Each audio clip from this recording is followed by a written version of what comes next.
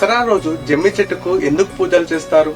త్రేతాయుగంలో శ్రీరాముడు ఆదిపరాశక్తిని జమ్మి ఆకులతో పూజించిన తర్వాత రావణుడితో 9 రోజులు యుద్ధం చేసి దశమి నాడు విజయం సాధించాడని దేవి భాగవతం చెబుతుంది. ద్వాపర యుగంలో పంచపాండవులు 12 ఏళ్లు అరణ్యవాసం ముగించుకుని అజ్ఞాతవాసానికి వెళ్లే ముందు తమ ఆయుధాలని జమ్మి చెట్టుపై దాచి ఉంచి విరాట రాజు వద్దకు కొలువుకు వెళ్లారు.